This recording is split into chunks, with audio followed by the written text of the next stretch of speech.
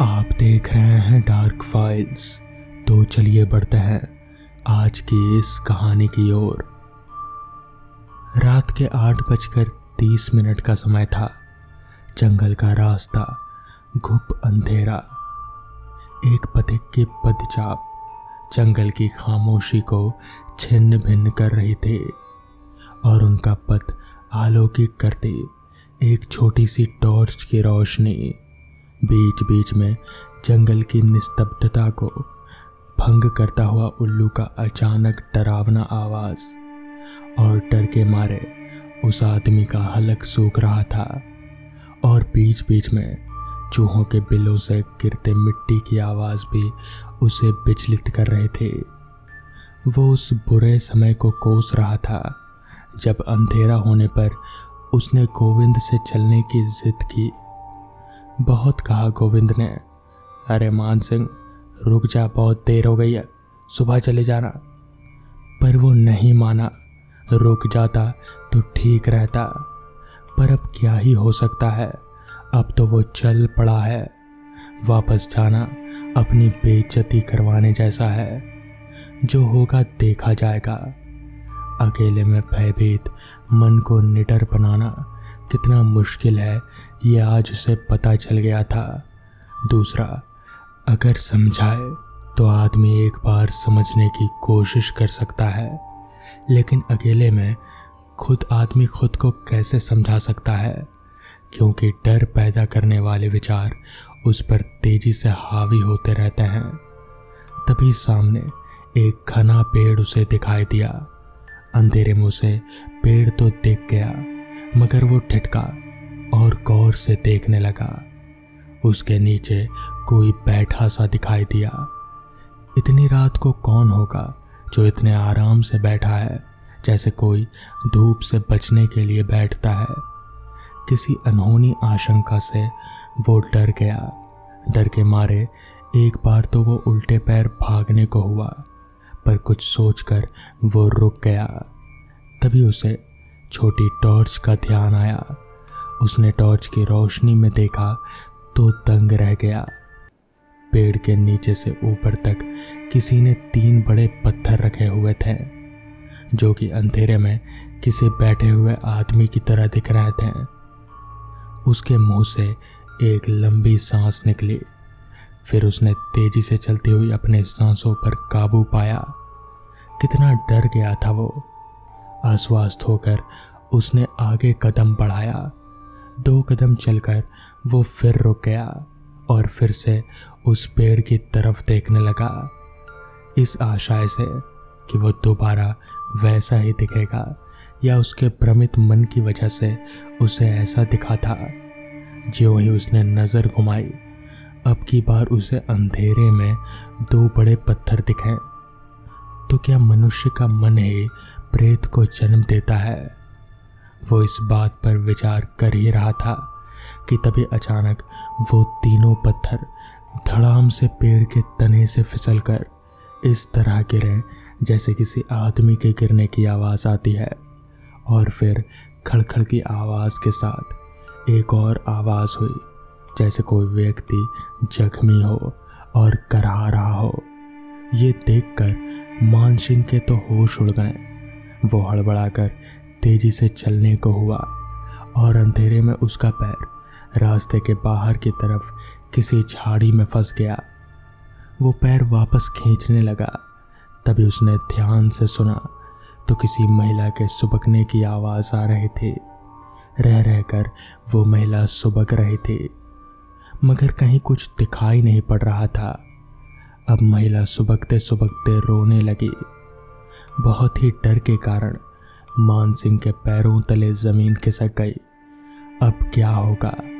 ये कोई औरत ही है और इतने रात में इस जंगल में क्यों रो रही है?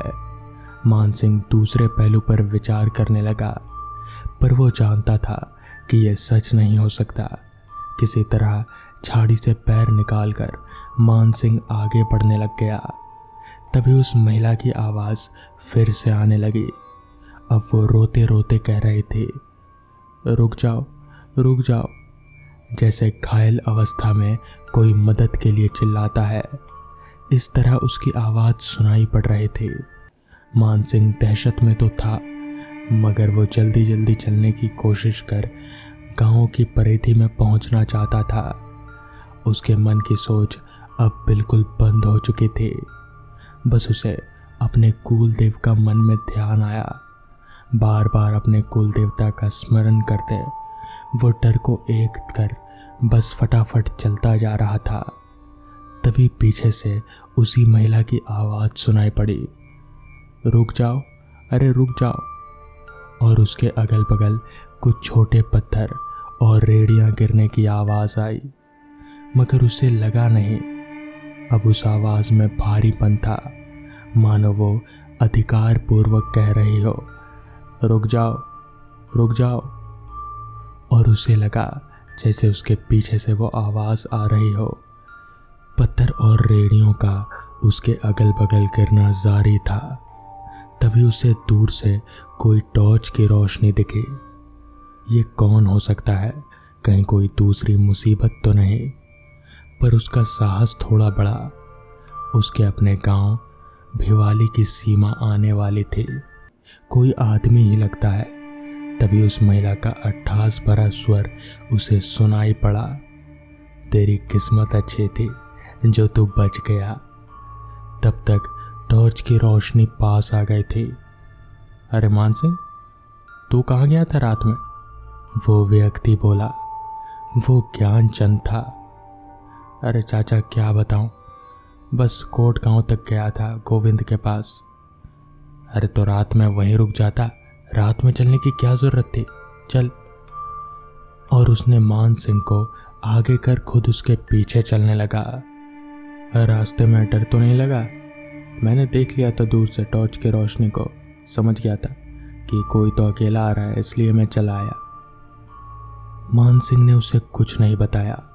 मान सिंह का घर गांव के छोर पर ही था, तो ज्ञानचंद उसे वहां छोड़कर अपने घर चला गया।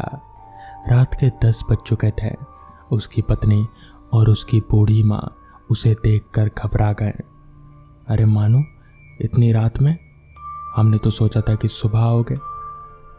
नहीं माँ, बस यूं ही चल पड़ा। और फिर मान सिंह ने एक एक कर सारी घटना माँ को बताई।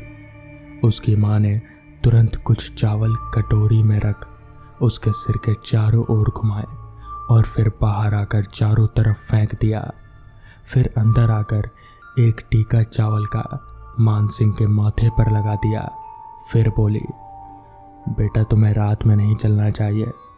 आज हमारे कुल देवता ने तुम्हारी रक्षा की है। तुम्हें याद है अभी 4-5 महीने पहले ही हमने पूजा की थी। तब ज्ञानचंद पर जब देवता अवतरित हुए थे तो वो क्या बोले थे? टीका लगाने को बोले थे। मैं हर समय तुम्हारे साथ रहूँगा और तुम जहाँ भी जाओगे मुझे याद करना। हाँ याद आया, मान सिंह बोला। हाँ माँ, जैसे ही मैंने याद किया वैसे ही मेरा डर खत्म हो गया था। तब उसकी माँ ने कहा, हाँ ये तो होना ही था। माँ वो कौन था जो रोकर मुझे डरा रही थी? सबके साथ होता है क्या वहाँ रात में लगभग? ये एक पुरानी कहानी है बेटा, उसकी माँ बोली। लगभग 10 बरस पहले की बात है। कोट गांव की एक जवान औरत उस जंगल में घास काटने गई थी। हरा पेड़ देखकर वो उस पर चढ़ गई और उसका पैर फिसल गया और वहीं गिरकर उसकी मौत हो गई। तब से उसकी आत्मा वहीं भटक रही है और आने जाने वालों को परेशान करती है। तो दोस्तों, ये थी आज की पहली कहानी। तो चलिए बढ़ते हैं आज की दूसरी कहानी की ओर। अपनी जवानी के दिनों में मुझे घूमना फिरना बहुत अच्छा लगता था। हम सभी दोस्त मिलकर छुट्टियों में घूमने का प्लान बनाया करते थे। हम 4 करीबी दोस्तों का एक ग्रुप हुआ करता था। हमारे ग्रुप में रवि, कार्तिक, अखिल और मैं शामिल थे। लेकिन पिछले 20 सालों से हम कहीं भी साथ में घूमने नहीं गए। इसका कारण ये नहीं था कि हम सब अपनी अपनी जिंदगी में बिजी थे, कारण तो कुछ और ही था। पिछली बार छुट्टियों में जब हम साथ घूमने गए थे तो हमारे साथ एक बहुत अजीब घटना हुई थी। ये घटना इतनी खौफनाक थी कि हमें जिंदगी भर फिर कभी दोबारा साथ में छुट्टियां बिताने का प्लान बनाने की हिम्मत नहीं हुई। हालांकि 20 साल बीत चुके हैं, फिर भी जब जब मैं हमारे पिछले हॉलीडे ट्रिप के बारे में सोचता हूँ तो मेरे रोंगटे खड़े हो जाते हैं। पिछली बार हम छुट्टियों में कैलाशपुर के जंगलों में घूमने गए थे। रवि कैलाशपुर का ही रहने वाला था और उसी ने हमें ये सुझाव दिया था। हम सबको ये सुझाव पसंद आया और हम खुशी खुशी अपने अपने घरों से निकल पड़े। लेकिन हमें क्या पता था ये हमारा आखिरी हॉलीडे ट्रिप होने वाला था। ट्रेन में एक लंबी यात्रा करने के बाद हम कैलाशपुर पहुंचे। जब हम कैलाशपुर के छोटे से होटल में पहुंचे तब तक शाम ढल चुकी थी। रात को खाना खाकर हम जल्दी सो गए क्योंकि हमें अगले दिन सुबह ही कैलाशपुर के जंगलों के लिए निकलना था। लेकिन हमेशा की तरह हमारे अलार्म क्लॉक ने हमें धोखा दे दिया। हमें समझ नहीं आ रहा था कि अलार्म क्लॉक आखिर खराब कैसे हो गया, या हम में से ही किसी ने नींद में उठकर उसे बंद कर दिया था। हाँ, ये ज़रूर था कि अलार्म समय पर बजा नहीं और हमें वक्त का पता ही नहीं चला। हमें तो होटल के वेटर ने उठाया जो हमारे लिए नाश्ता लेकर आया था। हम जल्दी से नहा धोकर तैयार हुए और जंगलों की तरफ निकल पड़े।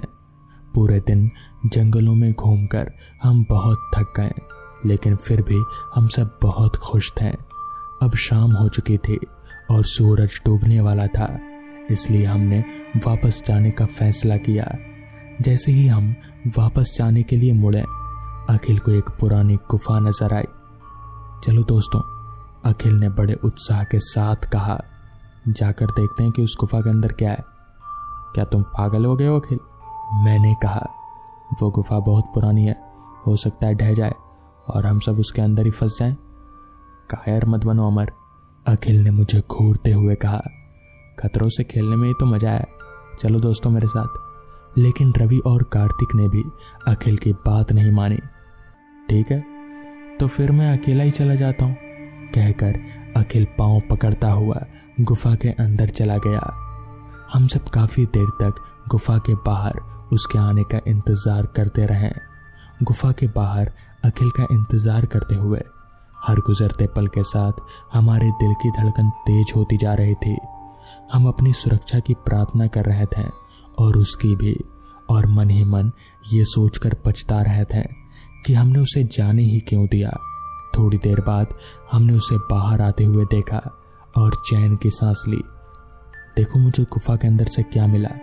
अखिल ने मुस्कुराते हुए हमें एक नीले रंग का छोटा सा रत्न दिखाया।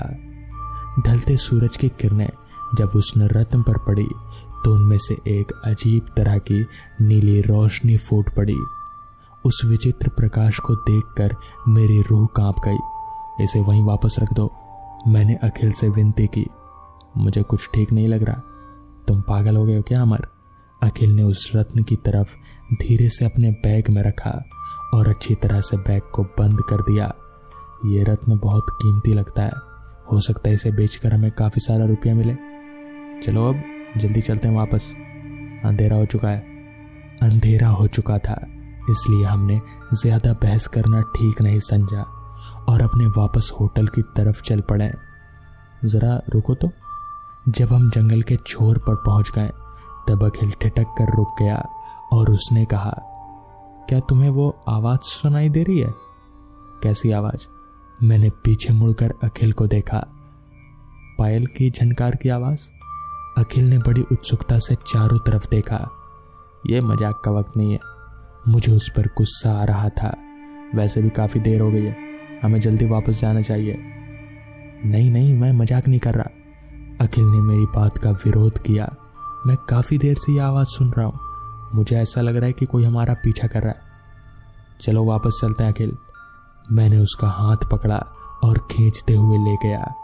हमें अपने होटल जल्दी से जल्दी वापस पहुंचना होगा। होटल पहुंचकर हमने गर्म पानी से नहाया और खाना खाकर जल्दी सो गए। कोई दरवाजा खटखटा रहा है, कहकर अखिल ने मुझे जगा दिया। मैंने अपनी आंखें खोली और घड़ी की तरफ देखा। आधी रात का वक्त था। मैं ध्यान लगाकर सुनने लगा, लेकिन मुझे रात के सन्नाटे में गूंजती झींगरों की आवाज़ के अलावा और कुछ भी सुनाई नहीं दिया। बाहर कोई नहीं है अखिल, मुझे नींद आ रही है, मैं जा रहा हूँ सोने। मुझे नींद आ रही थी, इसलिए मैंने आंखें बंद की और सो गया। अमर, क्या तुमने वो आवाज़ सुनी? थोड़ी देर बाद अखिल ने मुझे फिर उठा दिया। कैसी आवाज़? मैं नींद में बड़बड़ाया। अरे वही पायल की झनकार। अब तुम दोबारा शुरू मत हो जाओ अखिल, मैंने अपने हाथ जोड़कर कहा। देखो मैं बहुत थक गया हूँ, मुझे बहुत नींद आ रही है। ठीक है, मैं ही देखता हूँ, मैंने अखिल को कहते हुए सुना और दोबारा सो गया। बर्फीली हवा का एक झोंका आया और मेरी आंख खुल गई। मैंने देखा कि कमरे का दरवाज़ा खुला पड़ा है। मैं अपने बिस्तर से उठा और मैंने चारों तरफ देखा। मुझे अखिल कहीं भी नजर नहीं आया। फिर मैंने घड़ी की तरफ देखा। सुबह के 3 बज चुके थे। मैं खुले दरवाजे से होते हुए कमरे से बाहर निकल आया। मैंने देखा कि अखिल इस कड़ाके की ठंड में बिना कोई गर्म कपड़े पहने जंगल की तरफ जा रहा था। वो ऐसे चल रहा था जैसे उसे सम्मोहित कर दिया गया हो। मुझे लगा कहीं वो पागल तो नहीं हो गया, लेकिन उसके बाद जो मैंने देखा उसे देखकर मैं कांप उठा। अखिल से कुछ कदम आगे मुझे एक औरत की धुंधली सी परछाई नजर आई। मैंने बार बार अपनी आंखें मली क्योंकि मुझे ऐसा लगा कि मुझे भ्रम हो गया। मैंने फिर से आंखें खोली और ध्यान से देखा। मैं अखिल को तो ठीक तरह से देख सकता था, मगर वो औरत मुझे ऐसी नजर आ रही थी जैसे वो धुएं या धुंध से बनी हो। तभी एक ठंडी हवा का झोंका आया और मैं थर थर कांप गया। मैं अपने कमरे की तरफ भागा क्योंकि मुझे कुछ गर्म कपड़े पहनकर अखिल को वापस लाने जाना था। लेकिन जब तक मैं कुछ गर्म कपड़े पहनकर वापस आया, अखिल और वो औरत दोनों जा चुके थे। मैं डर और ठंड के मारे कांपने लगा। मैंने अपने कमरे के बगल वाले कमरे का दरवाज़ा खटखटाया जहां रवि और कार्तिक सो रहे थे। हमने होटल के चौकीदार को बताया कि हमारा एक दोस्त गायब है। उसने आसपास के कुछ लोगों को इकट्ठा किया और हम सब अखिल की खोज में निकल पड़े। रात भर खोजने के बाद भी जब अखिल का कोई पता नहीं चला तो हमने पुलिस में रिपोर्ट दर्ज करवाई। पुलिस ने आकर अखिल के सामान की तलाशी ली तो पता चला कि वो रत्न भी गायब है जो कल शाम उस पुरानी गुफा से मिला था। पुलिस ने कुछ महीनों तक छानबीन की, लेकिन जब अखिल को ढूंढ नहीं पाए तो उन्होंने फाइल बंद कर दी। इस घटना से हम इतना डर गए थे कि फिर कभी दोबारा इस तरह एक साथ किसी ट्रिप पर जाने की हिम्मत दोबारा नहीं हुई। अपने दोस्त को खोने का गम तो था ही हमें, लेकिन जिस विचित्र ढंग से वो गायब हुआ था वो हमारी समझ से परे था। मुझे आज भी उस रात के डरावने सपने आते हैं और मैं अचानक गहरी नींद से जाग उठता हूँ। आज 20 साल के बाद भी उस औरत की धुंधली सी परछाई को मैं अपने मन से निकाल नहीं पाया हूँ। और वैसे भी अखिल के बिना किसी ट्रिप पर जाने का कोई मज़ा नहीं, क्योंकि वही हमारे ग्रुप में सबसे जिंदा दिल और साहसी लड़का था। तो दोस्तों, ये थी आज की पहली कहानी। तो चलिए बढ़ते हैं आज की दूसरी कहानी की ओर। नई नवेली दुल्हन को लिए शेखर शादी में चला तो जाता है, मगर माँ के कहे अनुसार जल्दी नहीं लौट पाता है। बारात आने में ही काफ़ी देरी हो गई, इसी कारण लौटने में देरी हो गई। शहर से थोड़ा बाहर ही एक छोटा सा कस्बा था जहाँ गिनती के 50 मकान रहे होंगे। वहीं रहता था शेखर। अभी एक हफ्ते पहले ही धूमधाम से शादी हुई थी। शहर से लौटने के वक्त रोड तक तो ठीक ठाक रहता, मगर सड़क से वो जो पतले वाले रास्ते पर वहीं थोड़ा सन्नाटा हो जाता। इसी कारण से शाम होते होते सभी लोग अपने अपने घरों को लौट जाते, क्योंकि वहाँ बिजली के खंभे अभी तक नहीं लगवाए थे सरकार ने। अगल बगल बड़े बड़े पेड़ और पेड़ों के पीछे बड़े बड़े खेत खलियान। दिन में तो इसे सुहावना कुछ ना होता, मगर रात थोड़ी खौफनाक हो जाती। वहां से गुजरने वाले बहुत चटकीले रंगों वाले कपड़े नहीं पहना करते और ना ही सुगंधित चीजों का उपयोग करते हैं। शेखर दिल्ली में रहने के कारण वहां के तौर तरीकों के साथ जीवन जी रहा था। अपनी पत्नी को लिए बाइक से लौटने में काफी रात हो गई। घर वाले बहुत परेशान हो जा रहे थे। मोबाइल पर कॉल नहीं जा रही थी क्योंकि शेखर के फोन की बैटरी भी खत्म हो चुकी थी। अंधेरा इतना था कि बस हेडलाइट से निकली हुई रोशनी से ही जो दिखता था उसी में गाड़ी चलाना था। शेखर पत्नी से बात करते हुए चले जा रहा था। अगल बगल सन्नाटे के अलावा कुछ भी नहीं था। हवाएं चली जा रही थी जिनसे पत्तियों के रगड़ जाने में एक अलग सी आवाज पैदा होती। तभी शेखर बोला, माँ की बात सुनने को तैयार रहना, बारात ही इतनी रात में लगी, क्या कहें। एक तो हम लोग रहते भी इतनी दूर हैं, वरना शहर वालों के लिए कौन सी देरी। माँ को चिंता हो रही होगी, माँ ने कहा था कि वक्त से लौट जाना। अभी कुछ देर आगे ही गए थे कि हवाएं अब आंधी का रूप ले रही थी। तभी रेखा ने कहा, सुनिए कहीं रुक जाइए, अभी चलना अक्लमंदी नहीं है। तभी शेखर बोला, हाँ ठीक कह रही हो, यहीं रुक जाते हैं, बाइक की लाइट जला कर ही रखता हूँ वरना कुछ दिखेगा नहीं। कुछ देर वाहन रुकने पर बारिश भी शुरू हो गई। हवाएं कुछ कम होने पर दोनों वापस से चलने लगे। बीचों बीच रास्ते के एक पेड़ बुरी तरह से टहनी गिरी हुई थी। तभी शेखर बोला, अरे यार एक तो पहले से देरी हो रही है, अब इस पेड़ को देखो, अब इसे कैसे हटाएं। शेखर अपने हाथों से हटाने की कोशिश करता है मगर विफल होता है। बहुत कोशिश करता है मगर कोई फायदा नहीं होता। इतनी रात में अब मदद मांगे भी तो किससे। दोनों कोशिश किए जा रहे थे। तभी एक लंबा सा आदमी उनके सामने आता है, सामान्य से बहुत लंबा। उसकी लंबाई करीब एक खंबे जितनी थी। वो आकर उस टूटे हुए पेड़ की टहनी को हाथों से तिनकों के समान उठाकर ले जाता है। शेखर जब तक कुछ समझ पाता वो आदमी उसकी आंखों से ओझल हो जाता है। अंधेरा होने के कारण उस आदमी की लंबाई के अलावा और कुछ भी देखना संभव नहीं था। शेखर और उसकी पत्नी फिर से अपने बाइक लिए वापस से घर लौट आते हैं। घर जाने पर माँ के द्वारा फटकार तो निश्चित थी। सुबह जब वहाँ के आस पड़ोस वालों ने शेखर से पूछा कि कल रात आने में इतनी देर क्यों हो गई थी तो उन्होंने पूरी घटना बताई।